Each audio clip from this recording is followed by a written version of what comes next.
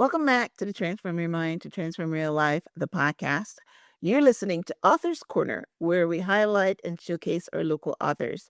Today, I'm speaking to Lucy Biven, author of A Shortcut to Understanding Neuroscience. And Lucy and I are going to be talking on the topic, the 7 basic types of effective consciousness. Wow, wow. Yes, consciousness is a big thing for a lot of people and especially for me. So I love having this conversation. So welcome, Lucy.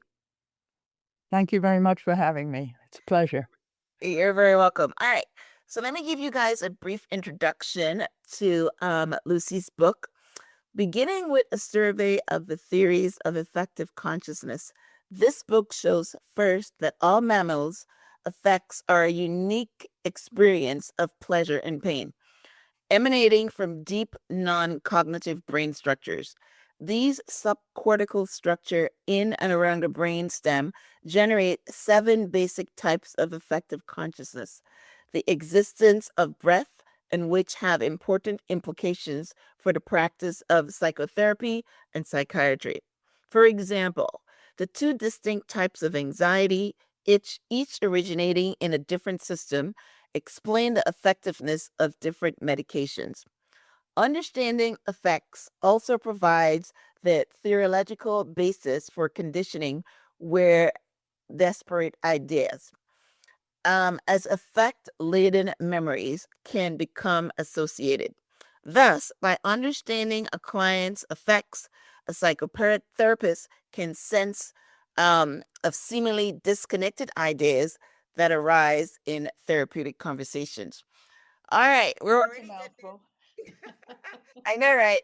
We're already getting into some difficult topics here. So that's amazing. Like I said, consciousness is big. So I am excited to be talking to this author. So let's get some background, Lucy. How did you become interested in neuroscience in the first place? Well, as of 25 or 30 years ago, I knew nothing about it, nothing at all.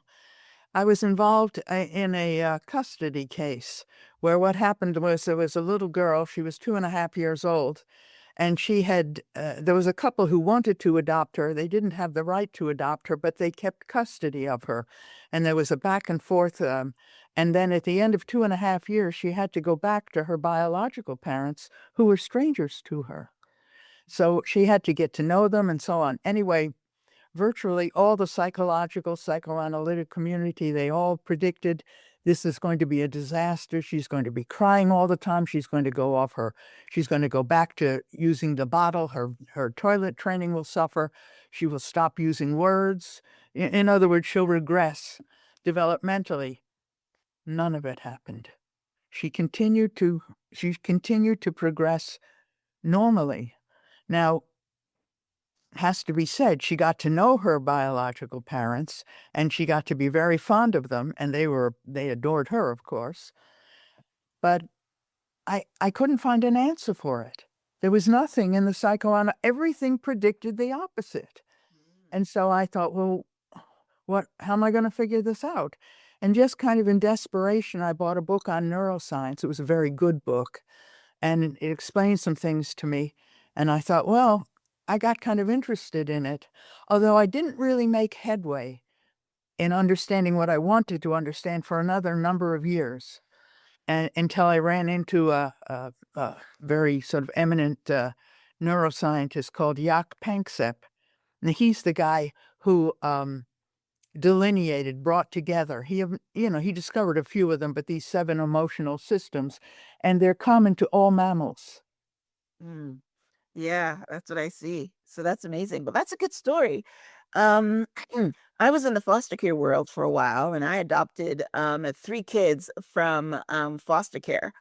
And Oh, yeah, how old were they? they were 9 and 11, twin girls at 9, and the boy was 11. And they had already formed, trauma from the experience. The girls were in foster care already they were already, since we were 5, been in foster care for 4 years. And the boy, I don't remember how long he was in there, but yeah. So I understand what you're saying because a lot of the training for foster parents and adoptive parents is that they're going to have problems, and 90% of the time they do. So it's amazing that what happened with your little girl, maybe because she was only 2.5 years old. Oh, definitely. Right. The fact she's only 2.5 years old, she didn't form any of those, those behavior issues yet. But we all need some kind of a fire starter to get us interested in things. So that was a good one. Was Well, you an attorney, or how are you representing this? I was just a psychotherapist meant to facilitate the transition. Ah, okay, right. So you're in the psychotherapy field. Okay, I got you. So that's pretty good. All right. So our conversation today is, one of the things I want to talk to you about is the seven basic emotional systems that you said found in all mammalian brains, and you were saying that that's one of the first things you started learning about in the book. So what are these basic? What are the emotional systems? Can you name? Some Yeah, sure. Some of them are very obvious. Fear, usually of physical injury, death. You see that in all animals. What they call grief. Grief is the miserable feeling of isolation. You see it particularly in young animals. There's two sides to the grief system. One is you're miserable if you're left alone or if you're defeated. And the other, of course, is great joy, sense of belonging when you're surrounded by people who care about you. The third one is lust, obviously, self explanatory. You mean animals have lust? I found it just Oh, good. sure. Sure, just watch them sometime. Okay, all right. And there's play, which is sort of a surprise. But if you watch young animals, they all play. And it's very important for a psychotherapist to know that, because if or a child psychotherapist, if you have a child who doesn't play, a lot of times seems very serious, and you think, well, they're precociously adult. No, something's wrong. They don't have a capacity for joy. That's good. And then there's care, which is the urge to nurture. It's, of course, common to mothers, absolutely necessary because mammals are born helpless. And if you don't have that urge to nurture, they won't make it. Reptiles don't have it because they have hundreds of babies, and a few of them make it, and it's all right from a evolutionary point of view. But it's wrong to say that care is limited to women or to mothers. I mean, look at the COVID epidemic and all the people who worked in all the hospitals and took care of us. Yeah. And then, Mhm. and then there's the seeking system, which is the one I kind of want to focus on a little bit today. Think of it this way: there's two ways to experience pleasure. Think about a meal, Christmas dinner. One is you eat it and you enjoy it and it feels great. That's one kind of pleasure. And the other one is when you're looking forward to it. It's the anticipation. And your stomach can be growling, but you get that scent of the meat cooking, and it's a wonderful thing. Or before you meet somebody you're very keen to meet. Anything that you anticipate, it generates a certain kind of euphoria, a sense of what can you say? A sense of personal agency is the idea I can make something happen. You could say it's the opposite of the grief system. The grief system, you need somebody else to make you feel complete. With the seeking system, a lot of times you see a kid doing something, achieving something. You want to help them. They go, no, no, let me alone. Let me alone. I want to do it. They want to be they're independent, right? Exactly. Exactly. Wow. Wow, this is all new information to me. The only one well, fair, like you started off with, I understand that. And as far as care goes, we're the only species that cares for our kids for 18 years, but even the other mammals, even if it's a month or whatever, they do care for them. Yeah, and the seeking thing, that's pretty good because, um, yeah, we can anticipate. Now, there are certain things that differentiate us humans from the other mammals.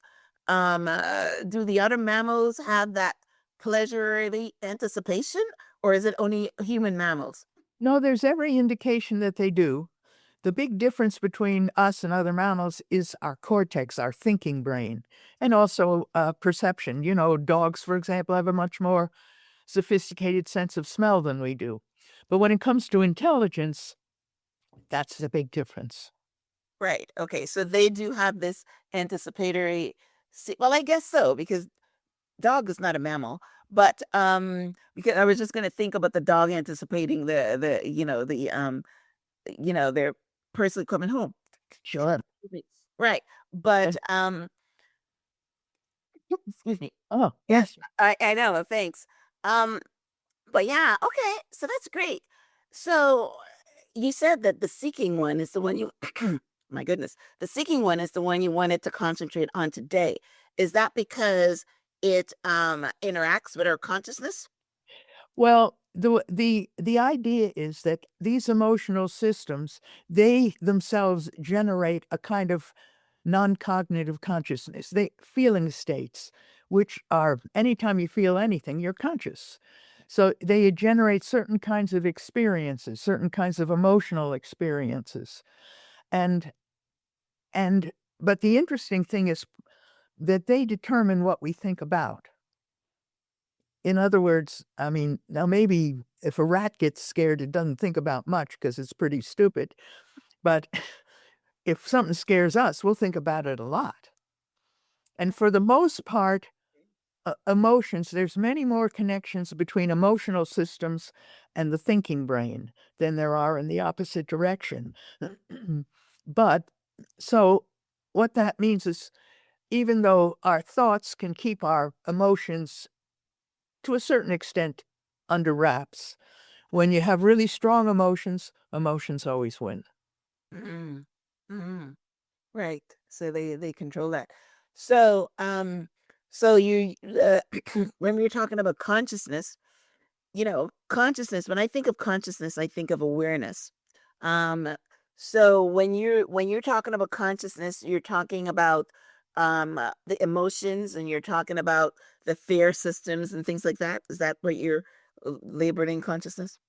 Yeah, I see consciousness as just the ability to experience, Right, something as opposed to nothing. right. No. Yeah, which is basically what I said, awareness, right? You're aware Yeah, that something is happening to you. Okay. yeah, All right. yeah. Mm, Ex yeah, experience that you of which, of course, you're aware because you're experiencing it, yeah.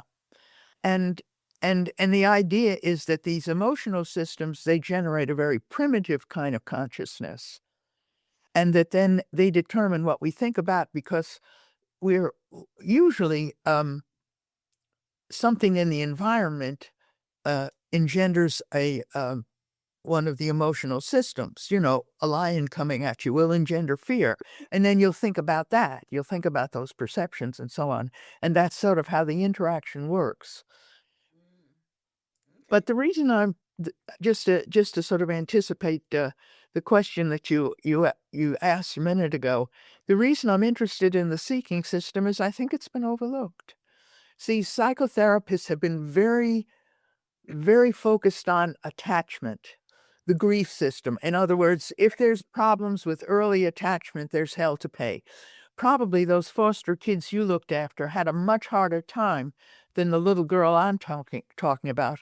She her custodial parents, they were fine. I mean, she didn't have any trauma in their home.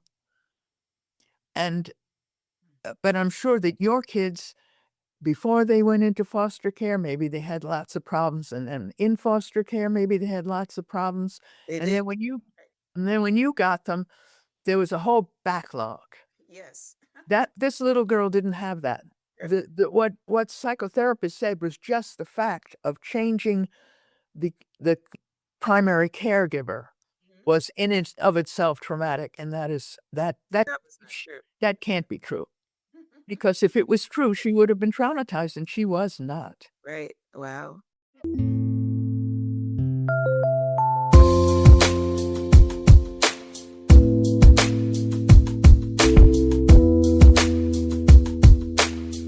Are you going through menopause and struggling with your mental well-being? Are you exhausted and just not enjoying life the way you used to? Sound familiar? The new innovative HypnoMethod app helps you find a sanctuary of soulful calm when everything feels too much.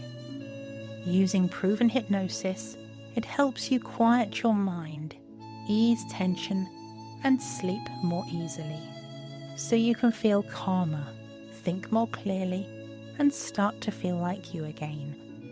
Whether you're using HRT or exploring natural options, the HypnoMethod app helps you discover natural ways to support your mind and mood through menopause and beyond. And if someone you love is struggling, show them the HypnoMethod app. It could help them relax, smile, and enjoy their life again too. Start your free 7-day trial today. Visit hypnomethod.co.uk/transform. Right. Well, we're also adaptable. That should be one of the things that's in that system. That's one of the things about humans. We're very adaptable. We adapt to situations.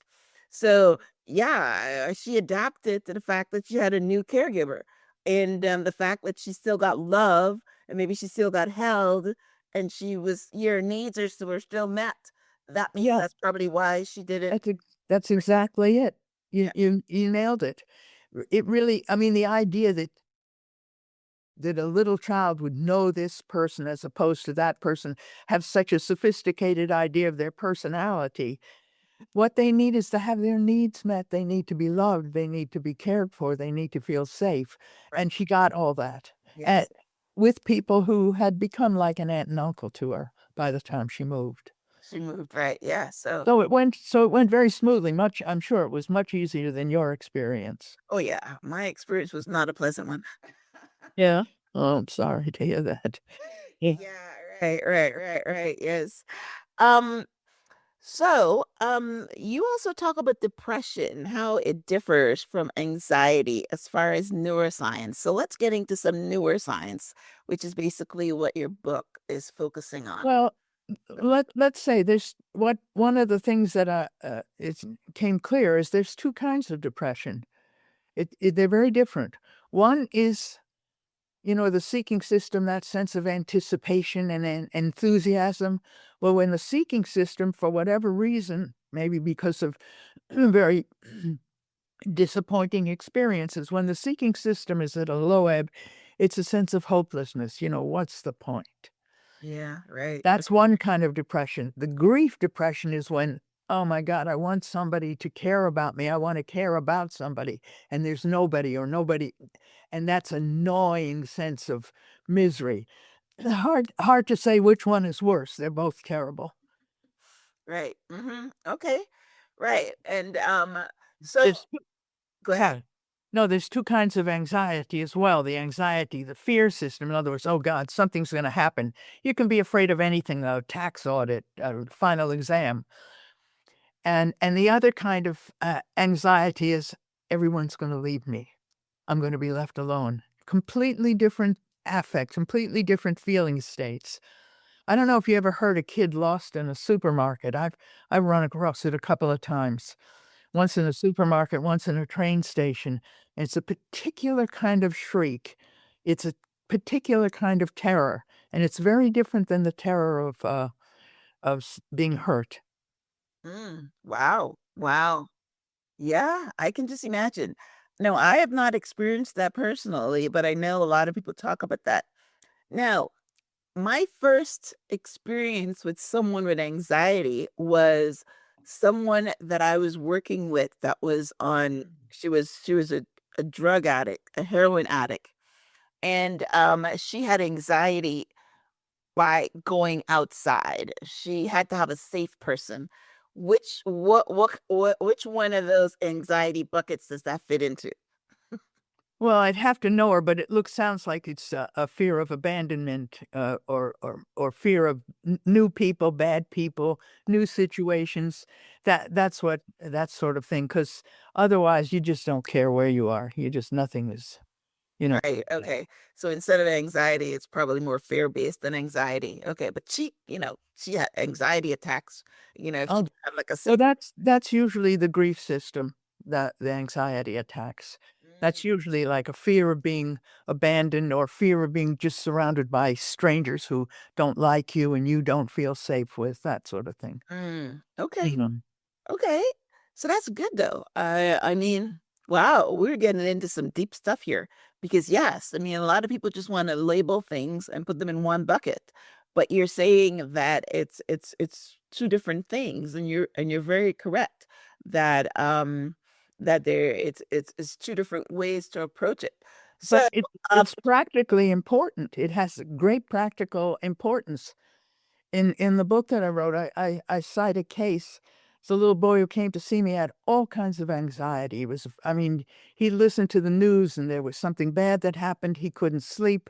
And as soon as he sort of got over one anxiety, he'd go on to another. And it just went on and on. And he was a very nice child. So the question was, what kind of anxiety is it? Well, I met his mom, and she was a very nice person. He had a brother and sister. They were all very well adjusted. They were both very well adjusted. So it seemed he had good parents. He was a nice boy. His teachers loved him. He loved them. He loved his parents. He got on well with his siblings. He had friends. He didn't have an attachment disorder.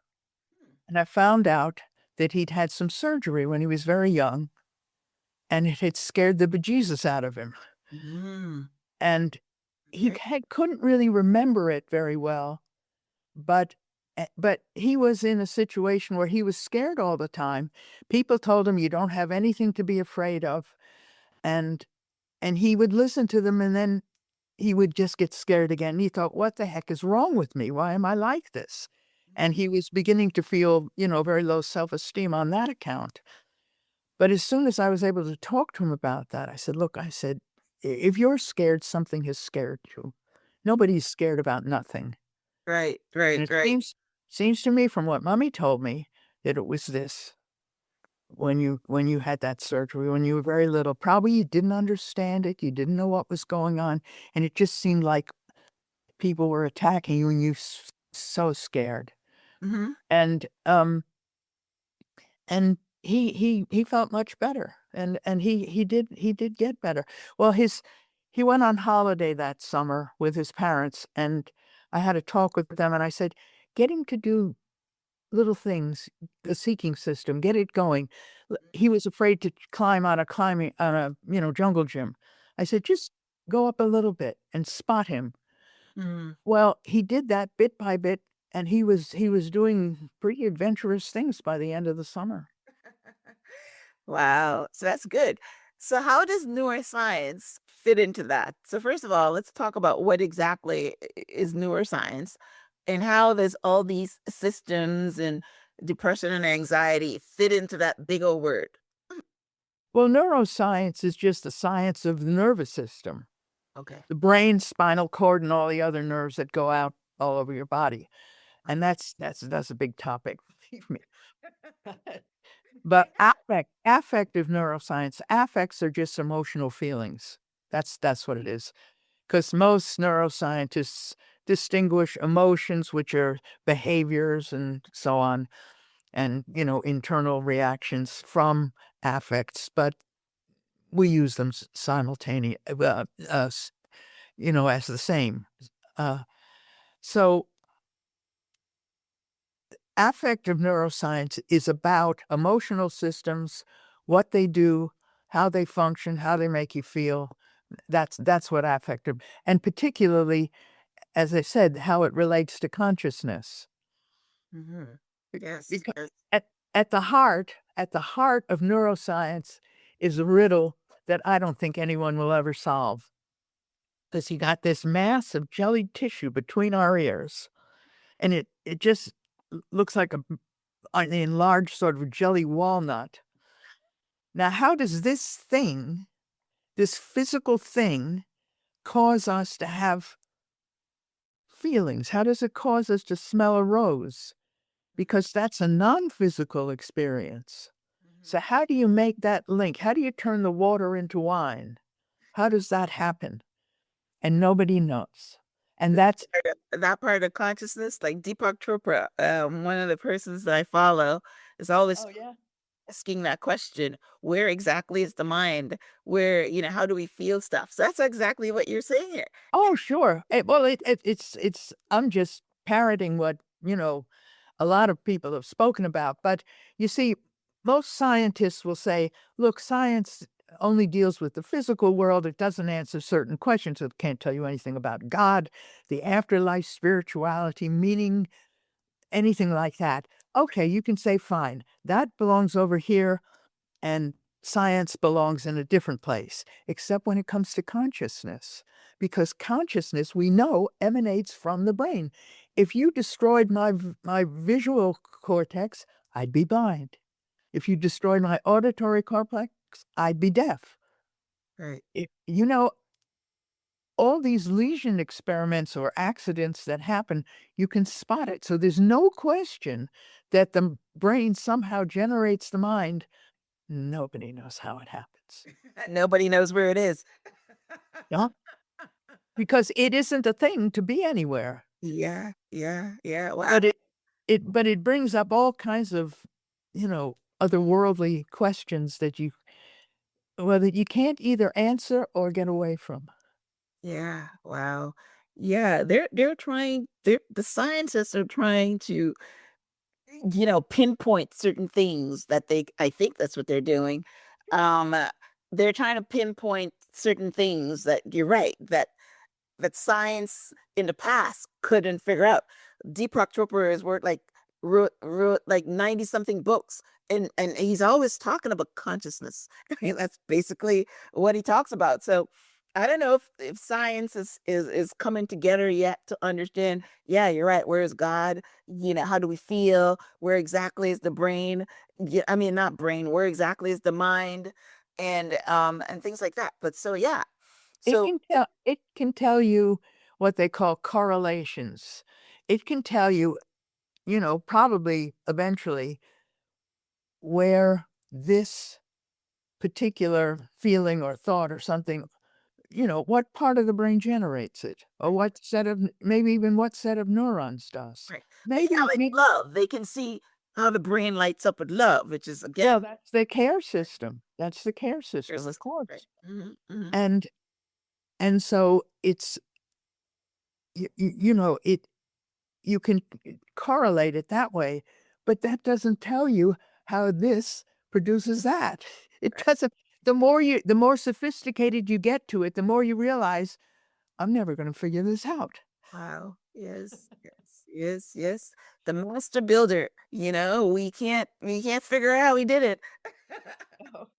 Oh, Amazing. So this is a great book. So why did you call your book a shortcut to understanding neuroscience? So tell us about understanding your book. Mhm. actually understanding affective neuroscience, Oh, because okay. because understanding all of neuroscience is a little bit I Right. be too much for me to chew. Right. Right. Okay. This this one was already quite enough. I got you. Yeah, you're concentrating on just a little part of it. Yeah, the affects of neuroscience. So, But, you know, neuroscience, all the advances the main ones have been since the 1990s, and they've all depended on technology, which is to say, being able to look at the brain better. And the technology is, it's funny, the guys who make the big names are the guys who discover this, that, and the other. But there's always some guy in the lab who's figured out how to bifurcate a neuron in a particular way, and he's the real hero, because he's enabled everything else. yeah. So definitely technology is going to progress, but at the moment we're still, Panksepp, the guy who delineated these 7 systems, Panksepp, he said, "We're still in the dark ages," and we are. Mhm. Mhm. But there's enough for psychotherapists. For example, this little boy, I never even spoke to him about his any problems with attachment. I never even spoke to him about it because I could tell that wasn't a problem. Was And yet I knew he was afraid, and I knew there were different kinds of fear. So you see, it helped me so much. Helped me so much. mm. Made a big, big difference. Yeah, that's pretty good. It's pretty And good. I think too, well, just the seeking system to sort of, you say you act as a coach, and frankly, I discovered that I did too. Although that's definitely not on the cards for psychotherapy. You're not supposed to do that. Which, But I found that I did. okay.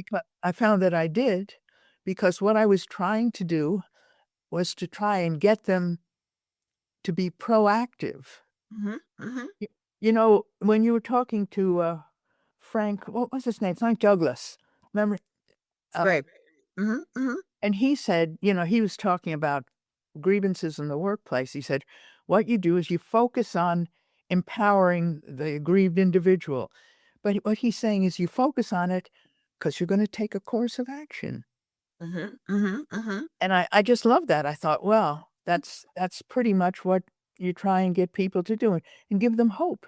Yes, yes, yes. That's one of the things you said about depression. Yeah, depression is usually hopelessness, but then you put it in a second bucket. One is hopefulness, hopelessness, right? And the other one is, nobody's gonna love me or nobody's loving me, and I'm unlovable. I'm assuming so things like that. So, Mhm. but yeah, wow, it's great to put that in the neuroscience consciousness bucket because a lot of people put that in the bucket of chemicals. They're always saying that when you're depressed is because there's a chemical imbalance. Do you Well, believe well, I mean, brain cells are, they function through chemistry. Our whole body does. that? I Okay. mean, without chemicals, we'd just be nothing. Okay. But so yes, I'm sure there can be chemical imbalances. I mean, if you filled me full of dopamine goes, dopamine is what is facilitated by things like methamphetamines or cocaine. Mhm. So if I took if you put a lot of dopamine in me, I'd be very hopped up. I wouldn't be able to help it. Right. So so just to that extent, Yeah. but I think it's simplistic because there's so much more to it. Because it isn't just dumping chemicals into your bloodstream. It's also experiences that very much facilitate those things. Otherwise, you just take different medications and everything would be fine. Right. I agree with you. Yeah, our And thoughts and feelings and our emotions and all those things, yes, contribute to it. Yes. Mhm. but that isn't to say I'm against medications. I mean, I've Oh, no, of certainly course not. Yeah, they all have their purpose, but what yeah, you're doing is trying to do other things, like you said, you're coaching your clients so they can be mm, proactive, just so that they could sure. just depend on medications, and that's basically what you do. If you're a therapist in any way, then you're supposed to help your clients, whether you want to call it coaching or not, but you're supposed to give them tools Yeah, to help themselves, right? exactly. Right. So that's good. So all right. Why did you write your book and what is the main message that you want readers to walk away with? Well, I'd like them to understand about the seven systems and I'd like them to understand how it facilitates our understanding of human beings. But I wrote the book. One thing I found, I told you, I ran across this really good book right away, and I was very lucky in that. And one of the things I found out from that book was the author was so good, a guy named George Johnson. And the book is called Palaces of Memory. And I realized, well, he explained it so well that even when you have something which is a fairly complicated sequence of events, it isn't difficult, it's just sort of a pain. But if you're patient and you take your time, anybody can understand it.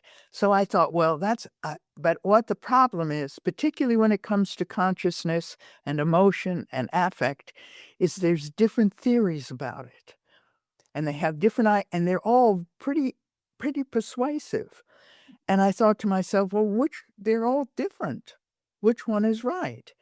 And so I didn't start out trying to write a book, but but once I began to make some headway with it, I remember I was talking to my husband about it one night, and he said, "Well, you should write a book." And so that's when I sort of got the germ of it, although I didn't. Mm. But what I wanted to do was to show a you know, a substantiated reason to understand that consciousness arises from these emotional systems. That was the thing I wanted to get clear in my mind, and that was the main thing. But it's spread out into other things, and how it works, and how it's important in psychotherapy, and how it helped me with. I present 2 cases, and how it helped me, and so that's sort of why I wrote it. Okay. But I didn't start out as a book, not at all. All right. Wow. It sounds like a really good read. I'll definitely pick up a copy myself because I love to learn about consciousness. I love to learn about the brain. I love to learn about neuroscience. I know that. So yeah, it's yeah, and you learn things, Oh, thank you. and you go from there, right? Knowledge is always power. So how can our listeners pick up a copy of your book? Amazon, any place where books are sold, it's there. Okay. Do you have a website? Are you on social media? I don't actually. I just have my email, lucybiven@gmail.com. Okay. Anybody can write to me if they feel like it. And I usually answer letters. Okay. Yeah. If somebody has a question, because yeah, we covered some deep topics here today. That's how I got started. I got Jaak Panksepp's book, the guy who developed these 7 systems. And I had some questions, and I wrote to him, and he and I got to be friends, and he and I wrote a book together. Wow, that's Long beautiful. time. That was in 2012. Okay. This one was 2022. Okay. Very good. Awesome. Well, listen, Lucy, I definitely enjoyed our conversation today. Me too. Like learning about these systems. I never heard it presented like this before, so this was pretty good. So I always like to learn along with my audience when I interview my guests. So I this was a learning moment for me too. And like I said, I'll also pick up a copy of your book and learn some more details because we just touched on the topics today. So I will have a summary of my conversation with Lucy on the show page, which is myhelps.us. I would also link out to her book, so you got the right title. And definitely go support her and learn something in the process by picking up a copy of her book. It's available on Amazon and wherever books are sold. So, Lucy, as we wrap up, thanks for Myrna. today. So do you have any last words for our listeners before we say goodbye? I don't think so. Not only, I think I've said pretty well. If I started on anything else, it would be a whole other hour. But I've enjoyed it very much. Thank you. Right. Yeah. Okay. Well, listen, thank you guys for tuning in to this week's episode of Author's Corner. Go pick up a copy of Lucy's book, like I mentioned. I will link out to it from the show page, myhelps.us, so that you will have the correct title. All right. Thanks again. Thanks, Lucy. Until next time. Namaste. Okay. Cheerio.